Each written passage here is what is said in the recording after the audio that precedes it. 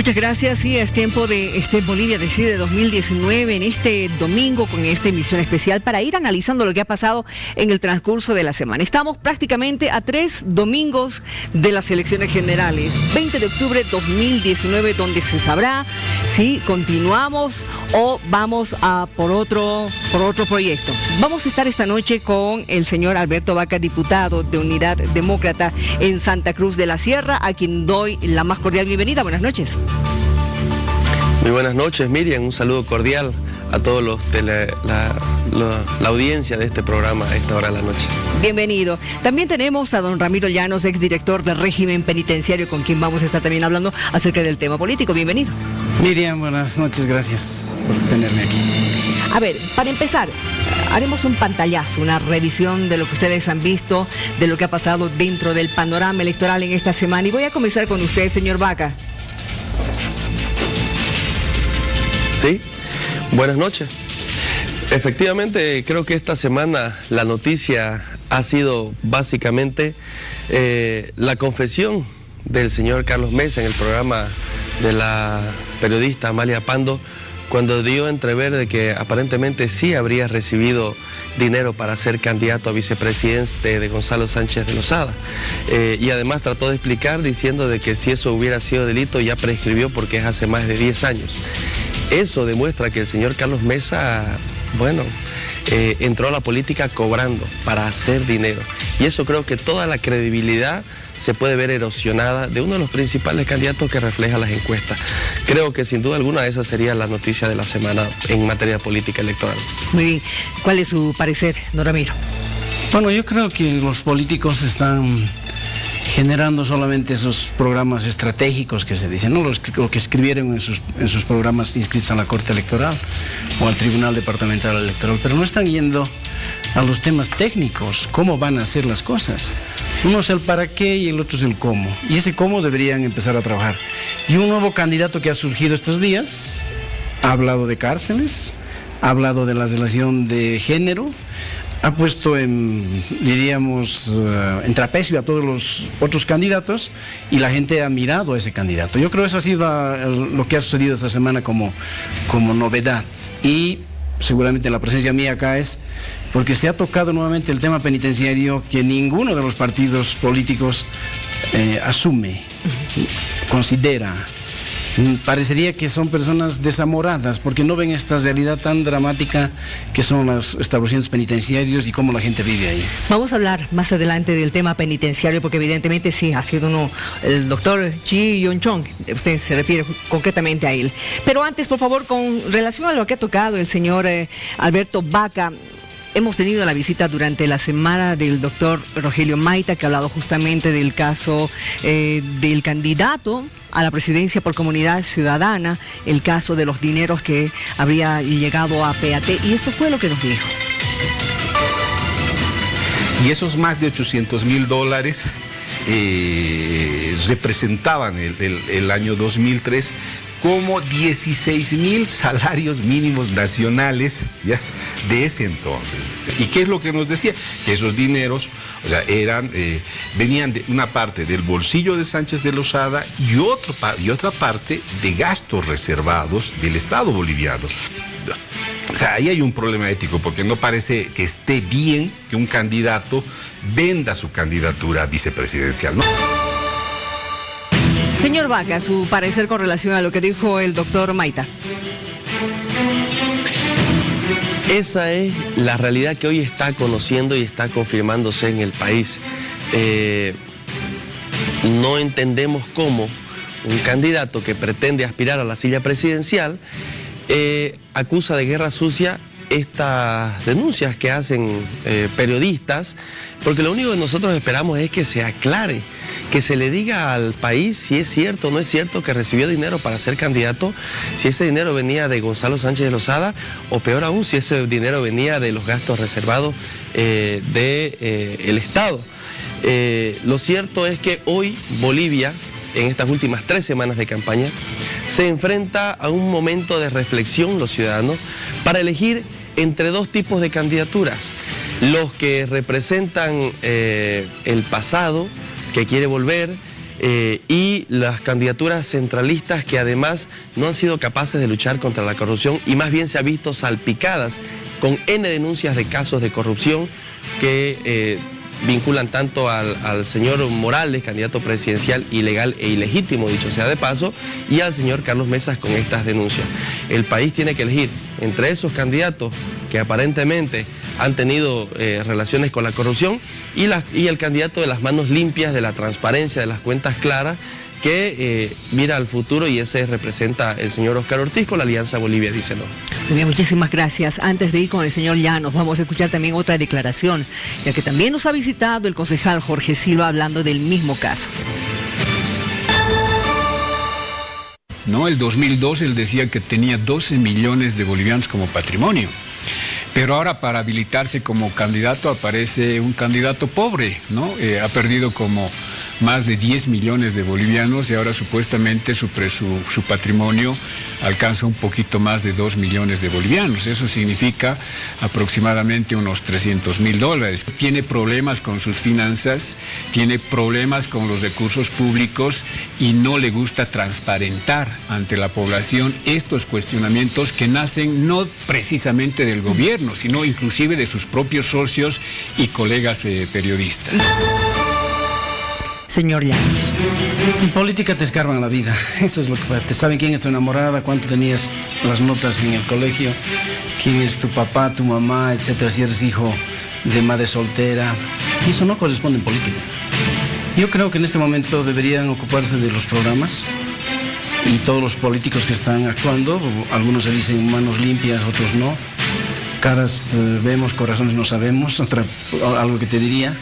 Pero hay que cuidarse. Si no tienes equipo en política, caes. Y si tu equipo es corrupto, también caes. Eso lo veremos, quién asumirá la responsabilidad. Hoy yo creo que la gente está optando en escuchar personas que tienen alguna novedad a nivel de programas, que están presentando algún tipo de alternativa, y los jóvenes están pensando en gente prudente. Hay olas. Hemos tenido una ola de clase media con el MNS, hemos tenido una ola autoritaria con los militares, ha caído, hemos tenido otra ola con cierto nivel de izquierda con la UDP, hemos recuperado eso, un tiempo de neoliberales con los empresarios, el tiempo indígena está vigente y seguramente viene otra ola como la que se presentó en el MNS, con gente intelectual, con gente que quiere decir cosas distintas. Creo en eso estamos. Y lo que se quiere ahora es mostrar los errores, las miserias, diríamos, que todos tenemos, y quieren ventilarlas a los cuatro vientos, ¿no? Yo creo que eso está sucediendo y en vez de tomar esas líneas, deberíamos charlar de programas, deberíamos charlar qué vamos a hacer con el municipio, qué vamos a hacer con el Estado, cómo vamos a resolver nuestros problemas económicos, si vamos a ir a una economía estatal, una economía mixta, una economía privada, de eso hay que tratar. Y no solamente eso, sino también entrar a los programas técnicos, a los programas coyunturales, para resolver los problemas de la gente. En 3 semanas, los políticos tienen la posibilidad de decir lo que la gente quiere escuchar. De lo contrario, se quedarán en esos mismos niveles de porcentaje que tienen en votación. Muy bien, vamos a escuchar ahora lo que dijo otro invitado a este programa, Jorge Gutiérrez, con relación a este mismo caso. Y el aceptar que hubo delito de parte de una socia de su actual jefa de campaña, que inclusive menciona de que aunque vaya detenida o algo, él no va a decir absolutamente nada, nos parece en definitiva una incógnita. Estamos hablando de un candidato que se presenta como presidente, como candidato a presidente, y no nos puede decir su pasado, no nos puede resolver las cuestiones que hay en torno a esa temática. La propia prensa está totalmente cerrada, no tiene acceso a una respuesta, y eso obviamente nos parece, primero que equivocado. Carlos Mesas se lo cuestiona mucho precisamente por estos temas, se lo cuestiona por gastos reservados, se lo cuestiona por un pago que supuestamente él recibió para ser candidato anteriormente, y el pasado es parte de tu propio presente. Lo que sos ahora es lo que fuiste alguna vez. Nosotros, como políticos, obviamente tenemos que tener las manos limpias, las cuentas claras, tenemos que estar de frente con la población. No creemos en los aparecidos, Miriam. Ahora, no creemos que los cobardes de ayer se vuelvan valientes ahora, que los corruptos de ayer se vuelvan honestos mañana. En definitiva, Bolivia necesita palpar y mirar además quiénes estamos al frente de un nuevo desafío, quiénes queremos realmente renovar un nuevo país y además quienes estamos comprometidos contra la lucha en contra de la corrupción.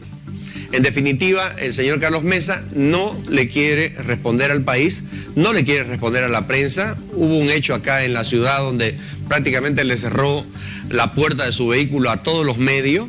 Luego de esa escena me buscaron a mí para preguntarme sobre esa situación del por qué no podía responder don Carlos Mesa.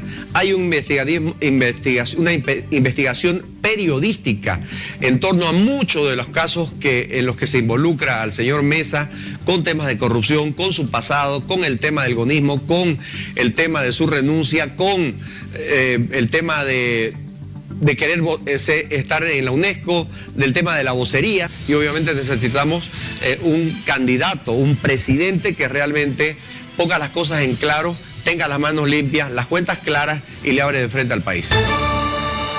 Muy bien, indudablemente este ha sido el tema que durante toda la semana nos ha ocupado en diferentes informativos, en programas, en fin, en el que, basándose en lo que él había dicho, don Carlos Mesa, en un programa señalando un hecho, de haber sido un hecho irregular, prescribió hace más de 16 años, fue tomado en cuenta por muchos políticos como una primera declaración de haberse cometido algo irregular. Sin embargo, en Comunidad Ciudadana, hay que recordar, señalaron de que le habrían malinterpretado. Lo cierto es que ahí están, nosotros mostrado también las diferentes posiciones y opiniones de diferentes políticos con relación a este tema y prácticamente todos coinciden con lo mismo. Vamos a cerrar esto, pero hablar ahora sí acerca de propuestas, las propuestas que están dando los candidatos para estas elecciones.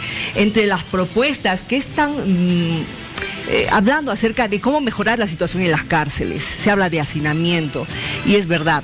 Lo que dijo aquí el señor Llanos en un principio, que un solo candidato ha llamado la atención en esta semana, hablando acerca de cárcel semipresencial, puede ser, cárcel semipresencial, ¿no es cierto? Ha llamado la atención, pero también hace algunas semanas otro candidato, el del Frente para la Victoria, dijo pena de muerte para asesinos, violadores y narcotraficantes. A ver, ¿qué me dice usted con relación a estas propuestas? Porque prácticamente no se ha escuchado más en profundidad con relación a mejorar la situación en las cárceles, señor Vaca. Efectivamente, hay mucha tela que cortar sobre muchos temas. Lamentablemente, la prohibición o la reglamentación del Tribunal Electoral para limitar el tiempo de los candidatos y los días, que son 30 días solamente para hacer las propuestas, es muy corto, porque uno tiene límites de tiempo también por minutos, por canal, entonces es muy complicado decirle porque las necesidades son muchas en todo el país.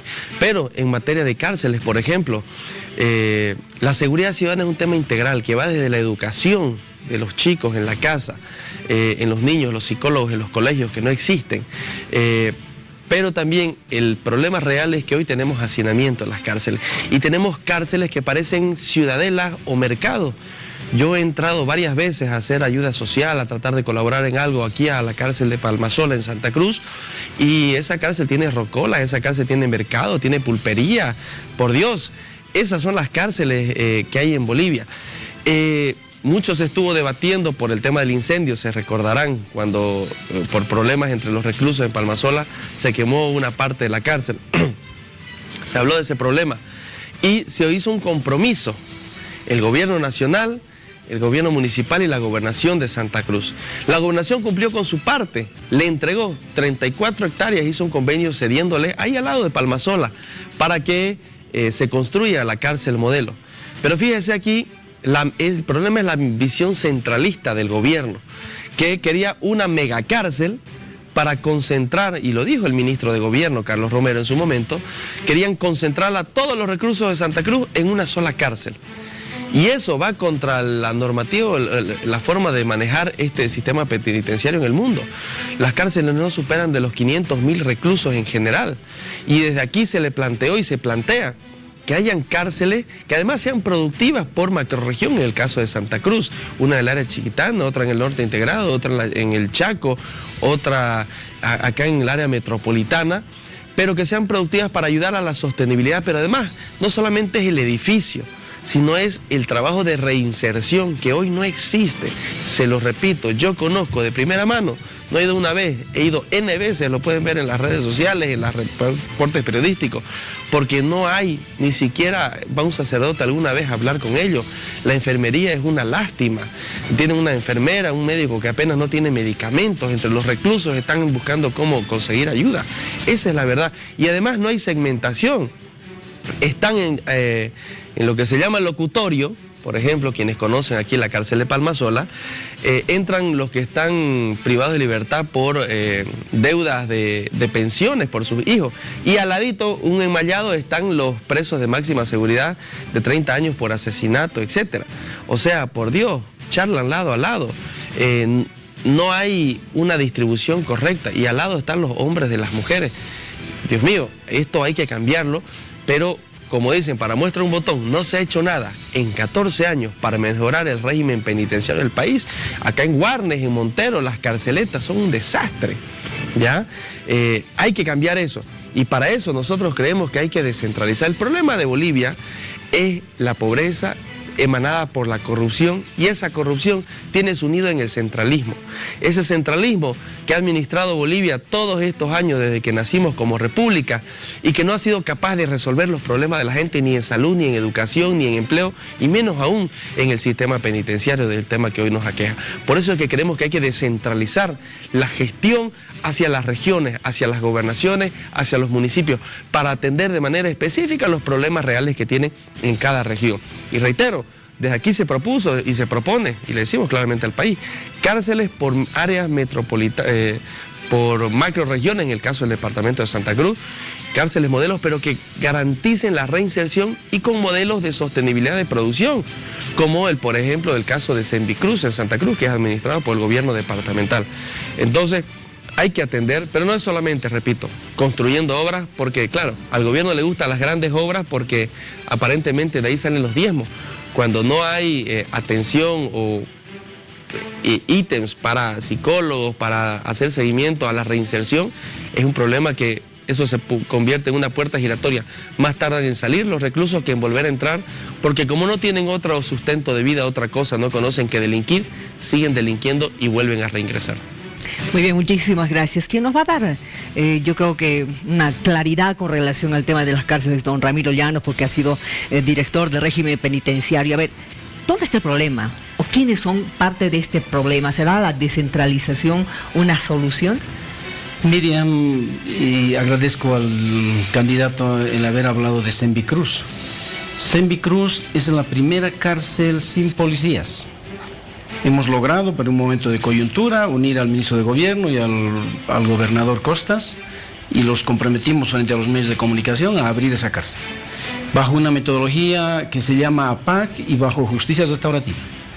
Ese es el modelo de cárcel. Yo aconsejaría a quienes están llevando esta línea ahora de parte de la Gobernación de Santa Cruz que muestren este modelo de exportación. Es la única cárcel sin policías.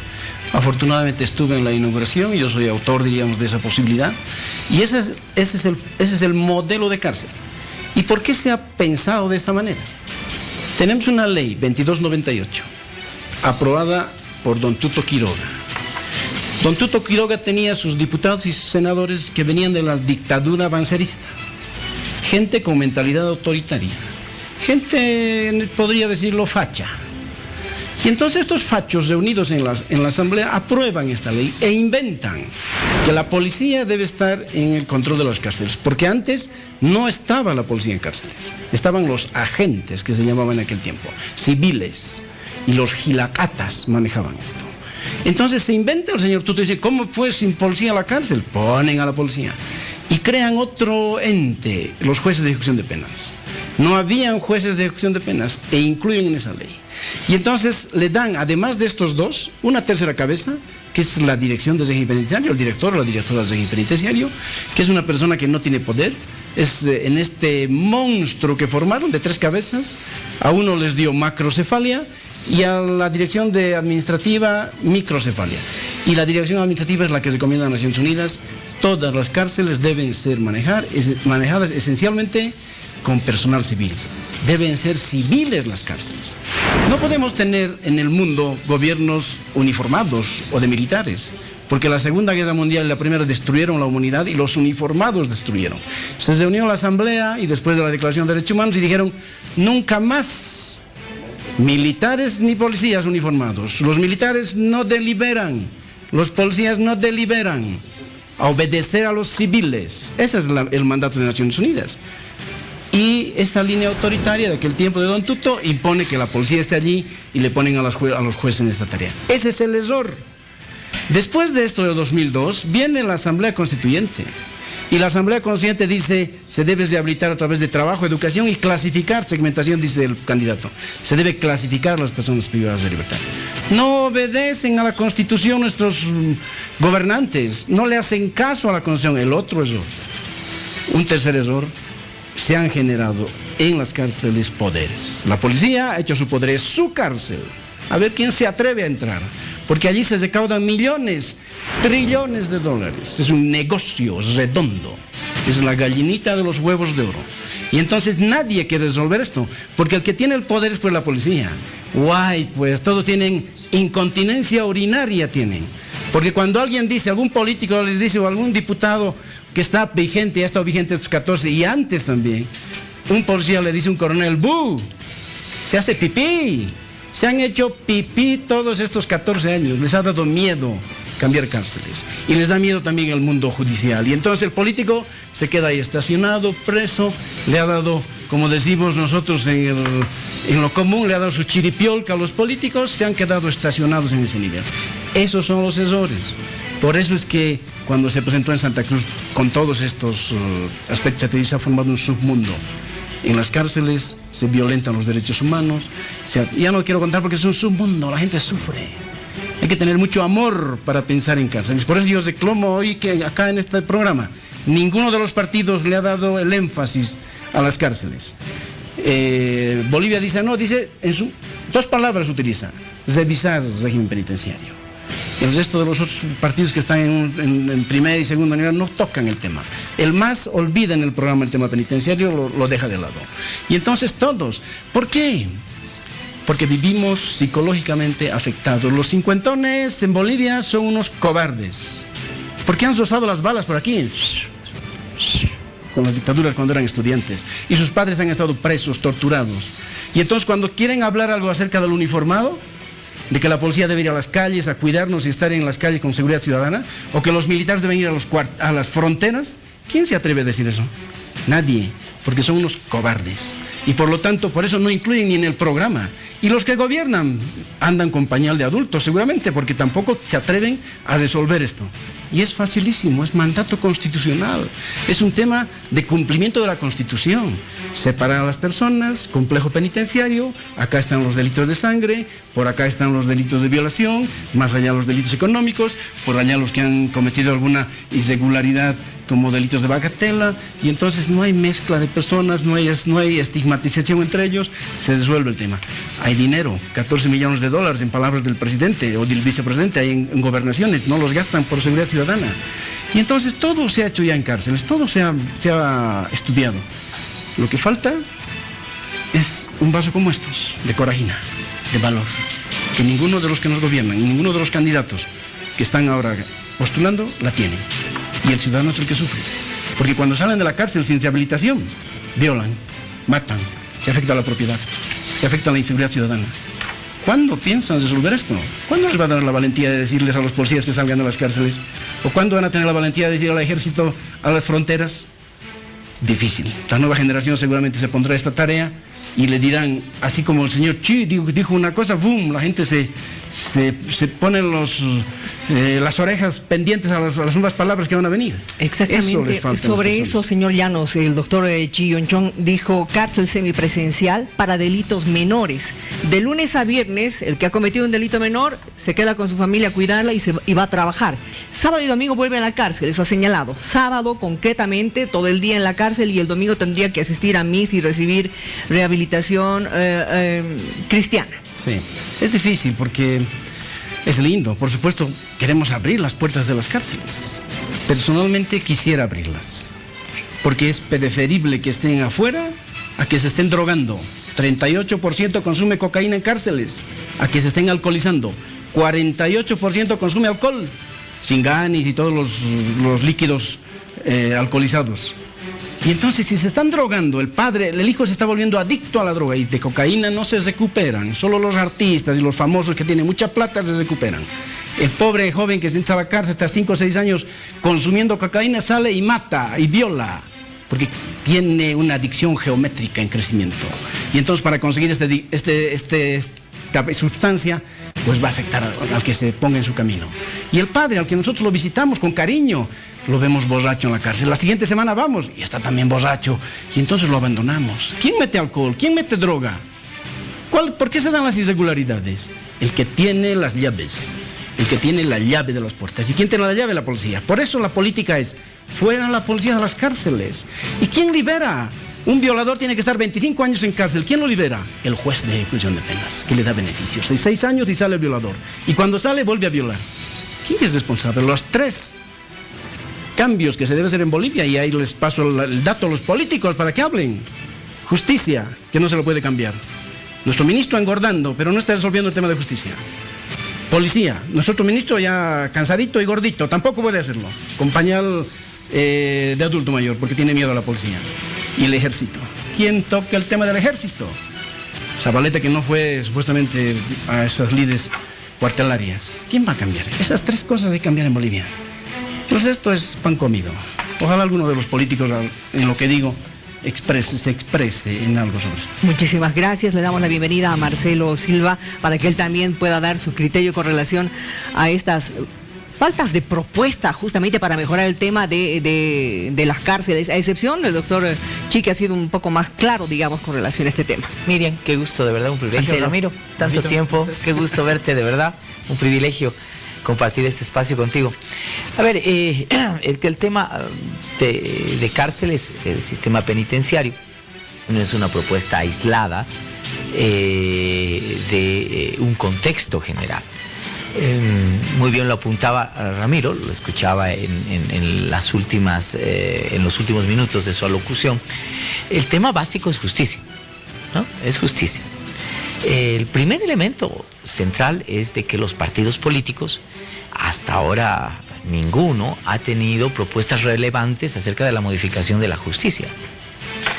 El MAS se ha quedado con la ley de abreviación penal, ¿no? Que la están bandereando ahí como que es el gran milagro que te va a cambiar de la noche a la mañana todo el sistema. Es más, se han hecho spots, te han mostrado, se han hecho creyendo que va a ser así, innumerables seminarios, ¿verdad? Que te están diciendo ahí, mira, ya viene la ley de abreviación penal, se va a aplicar, creo que es ahora en noviembre, ¿verdad? En noviembre, sí. En noviembre, ya viene, y eso nos va a modificar y nos va a revolucionar la justicia.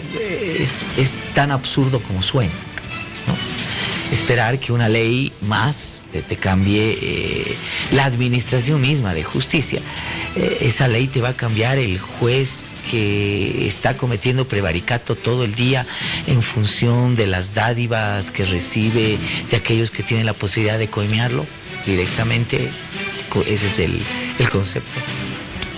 Te va a poder solucionar de manera clara y sencilla el tema de la calidad de los nuevos administradores de justicia que tenemos, que a veces tienen un desconocimiento básico, esencial, de las normas mínimas, de los principios mínimos de derecho.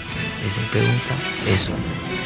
Te va a facilitar, además de ello, el concepto mismo de la justicia en el ámbito de únicamente el castigo, lo punitivo.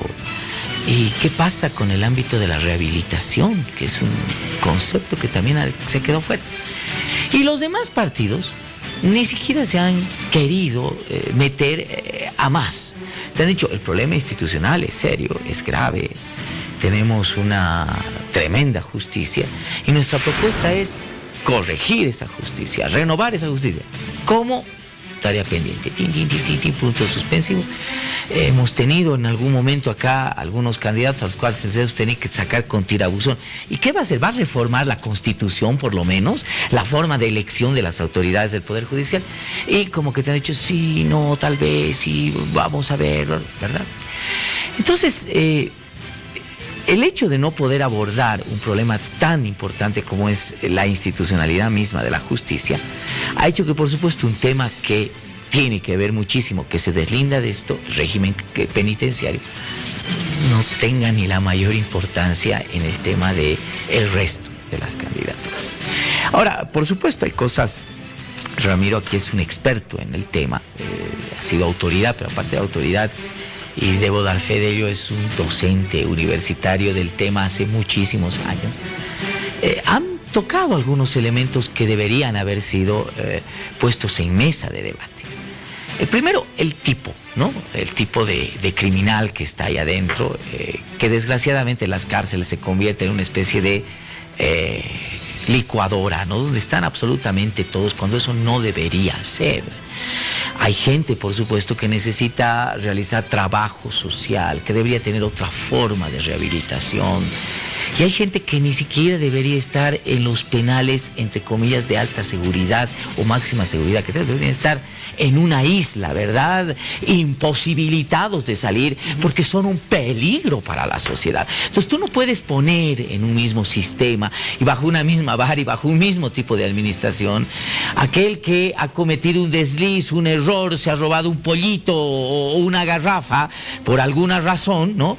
Y aquel tipo que tiene una obsesión increíble por matar mujeres y violar niños, que eso es imposible en algún momento de rehabilitar, ¿no? Y que eso es lo peor. O sea, el que te ha robado el pollo se va a quedar años ahí esperando justicia, y el que te ha violado y el que ha matado y el que ha asesinado va a salir al añito, a los 2 añitos precisamente, ¿no? Y ahí hay un sistema también, hay que verlo, también de no solamente el tema de la justicia, sino el mismo servilismo que tienen algunos malos profesionales de derecho que ya dan sus números, ¿no? Apenas están siendo atrapados, ya está el abogado antes que nadie ahí tratándolo de... Vamos a ver qué nos dice Alberto Vaca, que también nos ha dado algunas luces sobre lo que él mismo ha visto, ¿no es cierto, Alberto? Sin duda alguna, mire qué sorpresa, ¿no? Que el señor Silva coincide conmigo en el sentido de que hay que separar por tipos de delitos, pero el gobierno nacional en su propuesta de hacer una megacárcel quería meterlos a todos en una megacárcel en Santa Cruz. Y nosotros siempre le planteamos que no era esa la vía, que la vía era hacer varias cárceles diferentes y garantizar claramente la diferenciación del tipo de delito. Porque como bien señala, no se puede poner al que asesina, al que viola, junto al señor que comete delitos de bagatela, sencillo. Entonces, en el movimiento socialismo se nota claramente de que no hay una posición clara, y eso se refleja en que 14 años no se hizo absolutamente nada. Y la justicia, que ambos panelistas allá en La Paz señalan de que es una de las grandes causas, obviamente, ¿quién es el que se inventó esto de la elección de jueces, magistrados, fiscales? ¿Quiénes son los que no cumplen con la función de fiscalizar y de controlar al poder judicial, sino que más bien lo controlan en un N denuncias de no solamente... de casos de redes de extorsión, inclusive que se desarticularan desde del Ministerio de Gobierno, con el caso Streicher, por ejemplo, que extorsionaban a los acusados. Entonces hay que cambiar, pero la única forma de cambiar, entendemos nosotros, es cambiando de gobierno y cambiando de mentalidad, de forma de administrar el país. Hay que recuperar la institucionalidad, coincido plenamente con el señor Llanos. Hay que recuperar la institucionalidad pública. La separación de poderes tiene que ser vital para que cada poder pueda construir carrera judicial, carrera en el servicio público, y de que los jueces y fiscales pues sean las personas más idóneas, más probas. Ahora vemos jueces muy nuevitos, recién salidos de la universidad, y que son jueces puestos ¿por quién? ¿Para qué? Para administrar justicia. Yo soy joven, no estoy en contra de los jóvenes para nada, son muy capaces, pero creo que hay que ver la probidad, la calidad de un juez o de un abogado que no está acusado de prevaricato o de incumplimiento de la norma. Entonces, hoy tenemos un sistema judicial corrompido, un sistema judicial absolutamente ineficiente, que no responde a las necesidades de la gente, sino que todo el mundo tiene miedo de caer en un proceso penal porque saben que lo van a extorsionar y le van a sacar plata por todo. Y ahí está también incluida la policía, que para nadie es desconocido que se te acerque un policía no es una sensación de seguridad, sino de inseguridad, de que te va a asaltar o te va a pedir cualquier cosa. Los policías, en vez de estar atendiendo llamadas por denuncias de robo de los vecinos, están parados en las esquinas, por ejemplo en el caso de Santa Cruz, esperando algún ciudadano que esté conduciendo supuestamente en estado de ebriedad para extorsionarlo, para sacarle plata. Bien. Esa es la realidad del país. En 14 años no se mejoró nada la policía, no se mejoró nada el sistema judicial, se lo empeoró. Los poderes ahora están completamente sumidos bajo la decisión política del nivel central del Estado. Todo el mundo ve cuando cualquier ministro decide quién, el ministro o el vicepresidente define quién es culpable, quién es inocente. Permítame, señor Vaca, tenemos... Permítame, por favor, sí. Para ir ya cerrando el tema, por favor, porque ya nos queda poco tiempo. Me gustaría, señor Llanos, que usted cierre, por favor, la idea. Ha señalado a la gallina de los huevos de oro, la cárcel. Ha hablado de que la policía y el ejército deberían estar haciendo otro tipo de labor. Debería haber cárceles sin policías. Sí, la propuesta, como funciona en Perú, como funciona en Paraguay, como funciona en todo el mundo. Esta es la cárcel. Cerrada, herméticamente cerrada. ¿Quién manda? Acá la policía. ¿Y saben qué, ciudadanos? En esta cárcel no hay reglamento. Es como tú, Miriam, no tendrías guión. Aquí vive la arbitrariedad. Aquí no hay democracia. Aquí no entran los derechos humanos. ¿Qué tendrían que decir los políticos? No irse por las tangentes.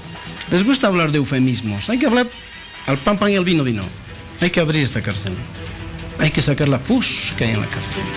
Porque si no curas la herida, si tienes una herida en el cuerpo, en la mano, y la cubres, la vendas, eso va a cangrenar. Y eso está pasando en cárceles. Y lo hemos denunciado y lo decimos en N lugares y se han publicado N de veces documentos y libros. El presidente Evo Morales ha dicho nueva ley del sistema penitenciario después de la masacre de Palma Solar. Lero, lero, le han dicho a sus diputados. Lero, lero, le han dicho los ministros. ¿Por qué no le hacen caso al presidente? ¿Por qué, señor presidente, a usted no le hacen caso? ¿Por qué no hay una nueva ley del sistema penitenciario? Y lo hemos presentado. Está en la Asamblea Legislativa desde el 2013. Todos cobardes. Por eso yo me voy a lo concreto. Hay que abrir esta cárcel, todas las cárceles, hay que ventilar esas cárceles. Y la gente tiene que irse, por supuesto. Los que tienen delitos menores no tienen que estar. Pero ojo, cuidado con libertar a todos, porque se afecta a la seguridad ciudadana. Si tú liberas a alguien que no ha tenido el nivel de arrepentimiento en cárcel, estás fomentando esa actividad delictiva y entonces el señor va a volver a delinquir. Una estadística última de San Pedro: 2.800 personas salieron en un año, 2.200 volvieron. Casi el 100% de reincidencia. ¿Quién es el afectado? La ciudadanía. Por eso mi consejo es, y los políticos deben hablar estos días, programa estratégico, lo que están hablando, programa técnico, programa coyuntural. Próximo mes ya tienen que hacer transición de gobierno seguramente. ¿Cómo van a hacer la transición? ¿Quiénes son las personas que van a asumir los roles, ministerios, viceministerios y todo el aparato de casi 300.000 personas? ¿Quiénes van a ser sus embajadores? Piensen en esas cosas, no es solamente ir al voto, hay que pensar como estadista, cómo se va a generar. Si no hacemos esto, si en cárceles no pueden hablar de esto, si no se atreven a decir que la policía vaya a la calle como seguridad, como policía comunitaria, no se atreven porque son cobardes los candidatos. Y no se atreven a decirle al ejército: señor, si ustedes no deliberan a las fronteras, porque ahí necesitamos a la gente. Basta de estar haciendo jueguitos en los sesos, cambiando las formas de los sesos como si fuesen barcos o construyendo al lado de los precipicios edificios. Puente de las Américas. Señores, todos tienen que cumplir su función. Para esto la Constitución. Cumplan la Constitución. La Constitución dice en tema de cárceles, que es el área que yo manejo, clasificación. Yo he marchado por la Constitución. Y la Constitución dice clasificación. Hemos incluido los 2 artículos, primera vez en todas nuestras constituciones en Bolivia. y dice rehabilitación con trabajo y educación. Es nuestra obligación como Estado rehabilitar a esas personas. Lo contrario es eufemismos, cuentitos, y bueno, pues a ver cómo les van las elecciones si no empiezan a hablar claro y conciso. Muchísimas gracias. Vamos a cambiar ahora de temática porque también ha llamado la atención el apoyo que le ha dado el señor Samuel Doria Medina a don Carlos Mesa. Ha dicho concretamente a inicios de esta semana. Recordemos por favor concretamente qué fue lo que él ha manifestado.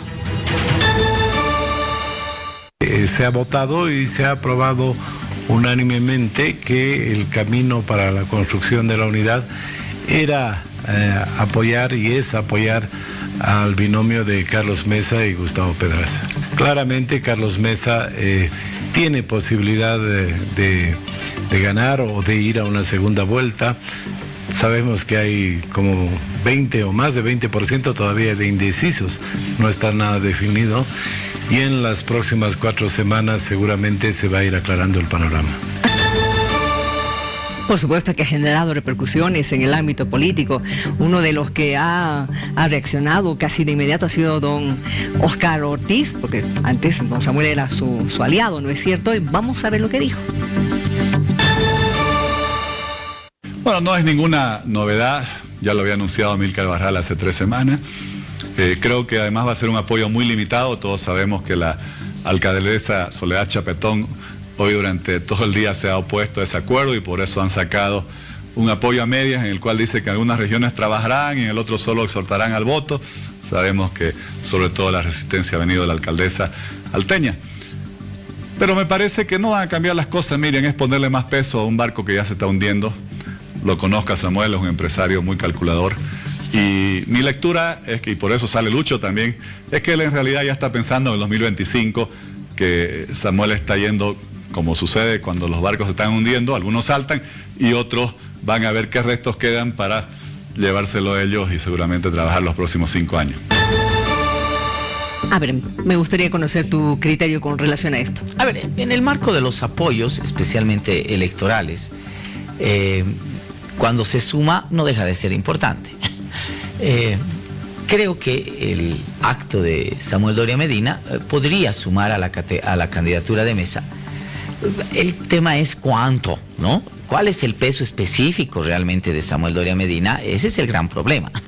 Doria Medina hace mucho tiempo que no pulsetea solo en una elección nacional, por lo tanto no se puede saber su PEP, ¿no? Su peso específico propio. Pero por el otro lado, si uno hace un análisis absolutamente minucioso, la gente de su partido ya estaba en otra cosa. Hace muchos meses, varios de sus diputados han decidido apoyar a Oscar Ortiz, al frente de Oscar Ortiz. Es más, ha habido pequeñas decisiones.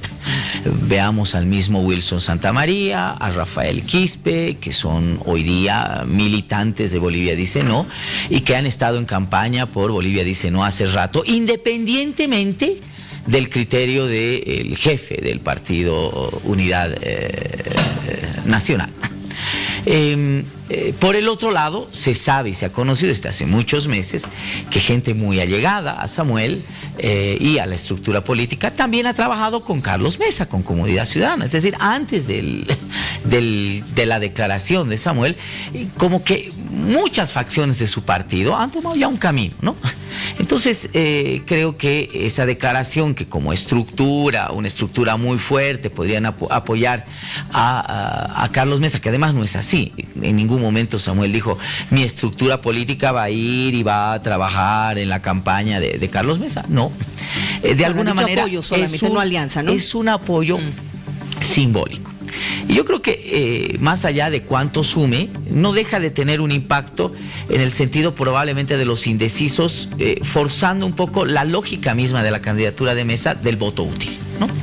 Es decir, señores, no les queda otra, ¿verdad? Y más o menos que Samuel fortalece ese discurso. Miren, o votan por Evo, yo sé que no soy candidato bueno, no estoy haciendo campaña, no me interesa, pero tienen la obligación de votar por mí, porque yo soy el que tiene chance y tiene posibilidad. Así que ustedes elijan, ¿verdad? Tienen que votar por mí, porque yo soy Carlos Mesa. Y además, si no votan por mí, les viene esto, ¿no? Más o menos se ha ido articulando, y la esperanza que tiene Mesa todavía de forzar a una segunda vuelta, donde indudablemente le podría ir muy bien si lo hace, es la práctica del voto útil. En ese sentido, el apoyo no deja de ser importante. Porque si tienes indecisos, bueno, los indecisos van a decir un ratito, aquí hay una fuerza política que discursivamente por lo menos entiende también lo que hay que entender, que Mesa es el voto útil en ese ámbito. Y para finalizar, Miriam, creo que lo que sí habría que analizar, más allá de ese apoyo que tiene importancia, pero que no tiene un PEP, yo diría, muy grande, es el análisis inverso, ¿no? Es un buen negocio para Samuel Doria Medina apoyar a esta altura la candidatura de Mesa. No nos olvidemos que si fuese el caso de que Mesa no sea presidente y perdiese la elección, se va a cargar al FRI, por supuesto, que ya era un partido moribundo, no creo que tenga muchísimo problema, pero además le ha devuelto la personería, o sea que el FRI va a tener mucho aire para pelear elecciones en el futuro. Pero se puede llevar a Solvo, y ahora, por muy simbólico que sea, se puede cargar también a Samuel Doria Medina. Cuidado con ese detalle, ¿no? Es decir, el momento de pedir facturas van a decir, ¿por qué apoyaste al candidato perdedor? Y analizando eso y entrando un poco a la lógica racional y viendo algunas declaraciones que son adyacentes, creo que la apuesta tiene un nombre y apellido. Y esa apuesta del apoyo se llama Soledad Chapetón. Quédate ahí, vamos a ver qué nos dice don Alberto Vaca. ¿Está de acuerdo con lo que dice Marcelo? En algunas cosas coincido en el sentido de que hay que ver cuál es el peso real del apoyo del señor Doria Medina al señor Carlos Mesa, cuando gran parte de la bancada de Unidad Nacional ya decidió apoyar al candidato Óscar Ortiz, porque conocen el trabajo y la trayectoria de lucha contra la corrupción, de la denuncia de los abusos de poder y de los actos corruptos que ha desarrollado el gobierno del presidente Evo Morales. Yo creo que el apoyo del señor Doria Medina hoy es absolutamente nominal, porque no creo que represente demasiado, porque ya su gente claramente hacía mucho tiempo había dicho que lo estaban apoyando y estaban haciendo campaña públicamente en redes sociales. Yo puedo dar varios nombres y demostrar. Entonces hoy simplemente creo que era un cálculo político para tratar de sumarse a un barco que yo creo que es un barco que no solamente que no avanza, sino está en grave riesgo de hundirse, porque un barco que estaba en 39% en diciembre en intención de voto, hoy en la mejor encuesta lo muestra con 26%, o sea, ha perdido prácticamente la mitad de su intención de voto. No ha sido capaz de captar a esos indecisos. Y el único mensaje que transmite el señor Carlos Mesa, y hoy trata de reforzar el señor Doria Medina, es el del voto útil. A pesar de que el señor Doria Medina en su conferencia de prensa lo reconoció, dijo que reconoció que Carlos Mesa no era el mejor candidato. Reconoció de que quizás no era la mejor alternativa, pero que aparentemente había que tratar de salvar el voto útil. O sea, es un voto desesperado. Y la gente, el pueblo boliviano, no quiere volver al pasado, porque Samuel Doria y Carlos Mesa fueron aliados en el gobierno del MNR y de Carlos Mesa el 2003, 2004, antes de que entre Evo Morales. Entonces es una alianza de los gobiernos del pasado, de los que quieren tratar de sobrevivir, de que quiere tratar de seguir manteniendo vigencia mediática el señor Doria Medina, porque pues pasó a segundo plano cuando no se atrevió a ir a primarias para poder ser candidato presidencial, a pesar de que él siempre habló de primaria. Pero como sabe que su supuesta estructura no es tal, lo único que tiene Samuel Doria Medina es mucho dinero en sus cuentas, porque es un empresario exitoso, hay que reconocerlo, pero en política nunca le ha ido muy bien. Entonces, repito, creo que este es un apoyo más nominal para tratar de ver qué puede sacar él para su beneficio, pero yo creo, repito, esta elección, estas últimas 3 semanas, los bolivianos van a empezar a definir su voto por 2 candidatos que están con mucha sospecha de corrupción.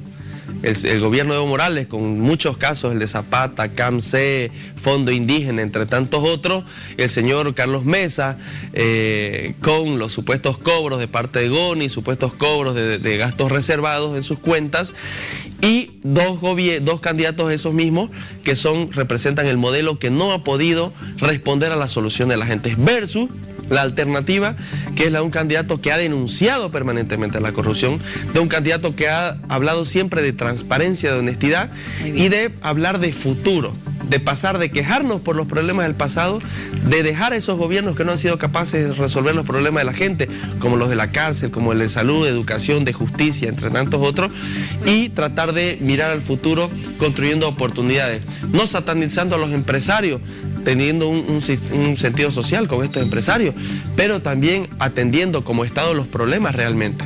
Muy bien. Minimizando ese centralismo que absorbe tanto a la plata del país. Fíjese, más del 90% del presupuesto general del Estado lo administra el centralismo y solamente menos del 10% está entre las 9 gobernaciones, 339 municipios y 11 universidades públicas. ¿Quién pavimenta? ¿Quién dota de agua potable? ¿Quién construye módulos educativos? Son los gobiernos cercanos a la gente. Por eso la propuesta para mirar al futuro es descentralizar, es cambiar la estructura de administración del Estado. Eso le llama Óscar Ortiz y Bolivia dice no, federalización de las autonomías. Darle plata a los gobiernos cercanos. Gracias. Vamos a cerrar ya este tema con el señor Ramiro Llanos porque él también tiene su opinión. Sí, bueno, Doria Medina lo que está aportando es organización, estructura partidaria. Y eso es importante en este momento. Nadie se acuerda cómo perdió el partido de Bolivia, ¿no? Cuando les anularon a una cantidad enorme de diputados. ¿Sabes cómo es el fraude? Tú eres corte electoral y yo soy más.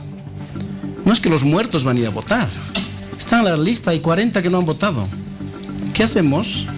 Llenamos, firmamos y se cierra la papeleta y se envía.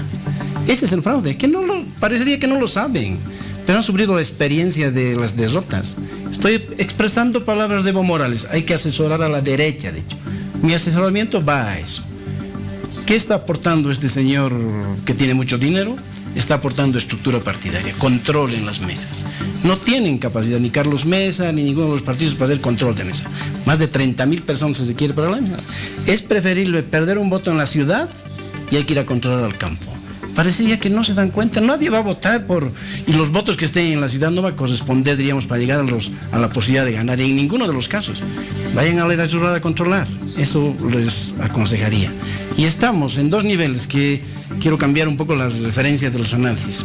Acá hay una línea, en Bolivia casi no hemos vivido en democracia. Aquí hay una democracia con justicia social. La gente quiere obras, caminos, gas, todo lo que está planteando en gestión el actual gobierno. Y el otro bando dice, no, que hay que trabajar en la democracia liberal.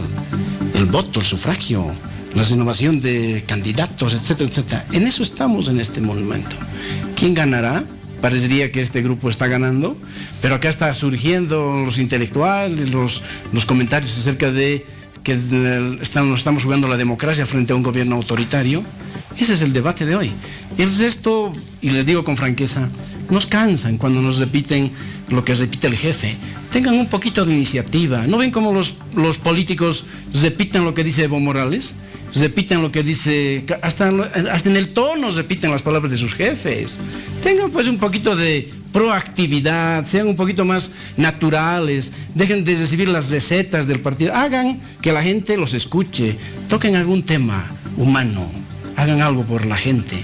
Eso yo les aconsejaría a todos, y a los analistas y a los políticos que nos cansan cuando hablan en los medios de los mismos temas. Muchísimas gracias. 30 segunditos. 30 segundos y nos vamos a conclusiones ya, sí, para ir cerrando. Solamente 30 segunditos. Claro, estaba terminando el análisis. A Mesa le puede servir el apoyo, pero ¿por qué le sirve a Doria Medina? Es algo importante para el análisis. Y te decía Soledad Chapetón es el nombre. Subnacionales. Sí, yo estoy plenamente seguro que el acuerdo, debe haber un acuerdo implícito, pero además por las declaraciones colaterales, está enfrascado en que, aunque muy nominal sea el apoyo de Samuel Doria Medina, lo que se busca es que Soledad Chapetón sea la candidata de consenso de las oposiciones políticas en el Alto, ¿no? Es decir, a ver, yo te voy a brindar este apoyo en la elección, yo te voy a brindar este apoyo, especialmente el tema está dirigido a Solvo, ¿no? Te voy a brindar este apoyo, aunque sea nominal, pero espero, y además textual, eso es lo que también en algunas entrevistas ha dicho Doria Medina, espero la misma reciprocidad en las elecciones subnacionales. ¿Cuál es el espacio que Unidad Nacional debe mantener a toda costa? Porque es su único espacio de poder real es la alcaldía del Alto. Entonces eso significaría, y la presencia de Soledad es muy importante en la firma de ese acuerdo, decir, bueno, hoy por ti, mañana por mí. Espero que mañana yo pueda ser la única candidata de oposición política que le haga frente seguramente a Vilma Lanoca, que podría ser la candidata de Los políticos siempre son como corchos, están arriba, así que no te sorprende eso. Ahí van a estar buscando la oportunidad de estar arriba, ¿no? Alberto, tu conclusión, por favor. Cortito. Gracias. Yo creo de que, repito, faltan 3 semanas de reflexión para la gente y la gente va a definir entre seguir con los gobiernos centralistas que no han sido capaces de resolver los problemas vinculados a muchas denuncias de corrupción, como las del señor Evo Morales y las del señor Carlos Mesa, versus la renovación del candidato más joven que plantea una gestión transparente, honesta de Bolivia. Y una pequeña aclaración para el señor que habló, que dijo que el único que puede hacer control electoral es Unidad Nacional. Fue Bolivia, dice no, la plataforma que fue acreditada para poner delegados y controlar el voto el 21F. Quienes estuvimos en las mesas de todo el país, dentro del país y fuera del país, en el voto del exterior, fue la Alianza Bolivia dice no, entre la plataforma esa y los demócratas. Y hoy esa estructura la estamos moviendo para tener más de 40.000 delegados nuevamente en las mesas del país, pero además en más de 40 países. Nuestros delegados hoy están en Argentina, en Brasil, en Europa, en Estados Unidos. Donde hay un compatriota boliviano que va a votar, ahí vamos a estar controlando el voto. Donde hay una estructura, porque tenemos un plan de trabajo, tenemos una organización, la que despreció el señor Mesa y la que está perdiendo el movimiento socialismo porque su gente está descontenta hasta con sus candidatos. Perfecto. Pero bueno, reitero, hoy estamos entre los del pasado y el futuro. Muy bien, gracias señor Vaca. 30 segundos, don Ramiro, para concluir. No, espero novedades estas 3 semanas. La gente quiere escuchar, hay mucho indeciso. Hemos hecho una encuesta en la europea, un simulacro. Y la gente ha ido a votar con mucho entusiasmo. Hemos hecho fotocopias de las boletas. Y la gente ha hecho fila para votar. Está deseosa de escuchar novedades. Y lo que escucha es monólogos, repetición de las palabras de los jefes, y quiere renovación. Por eso es que sale algún candidato con algún tema y mueve la atención de la gente. Eso falta en estas 3 semanas. Ojalá lo puedan expresar, porque a veces cuando uno compromete la palabra, y si son gobierno, tienen que cumplirla, pues, porque así es la democracia en la que vivimos. Escuchen bien lo que van a decir, lo que van a proponer, para después definir su voto. Muchísimas gracias. Marcelo. Interesante, 3 semanas. Hay algo en lo cual coinciden las encuestas que realmente a veces tienen datos histriónicos de diferencia una entre otra. Y es el elevado número de indecisos. Eso es atípico, no es normal. No es normal en un proceso electoral.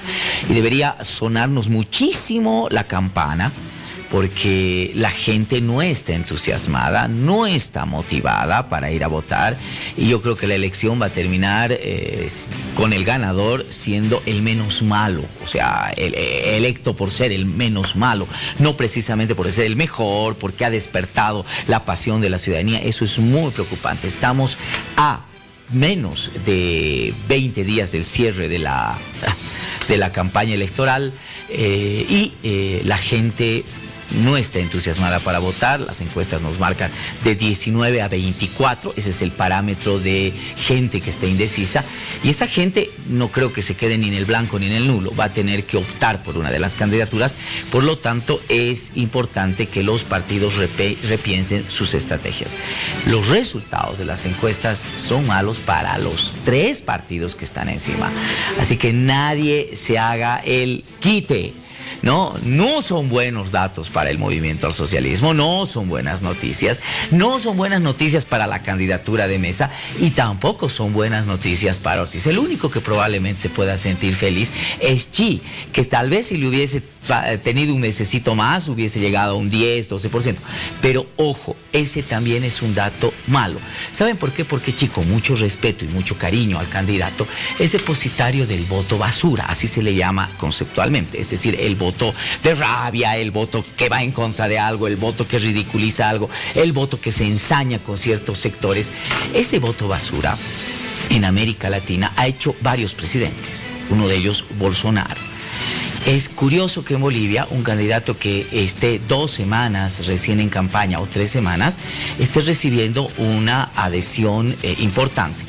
Eso significa que hay gente que está cansada del sistema de partidos, está cansada de los mismos candidatos y va a preferir cualquier cosa que le suene a renovación u oxigenación. Mucha atención, 3 semanas espectaculares. Exactamente, a partir de hoy. Gracias, Marcelo, por haber venido. Gracias también, Alberto, en Santa Cruz. Nos estaremos reencontrando en otra oportunidad. Y lo mismo, señor Llanos, muchas gracias por venir. Y a ustedes, como siempre, gracias por estar con nosotros. Aquí cerramos Bolivia Decide 2019.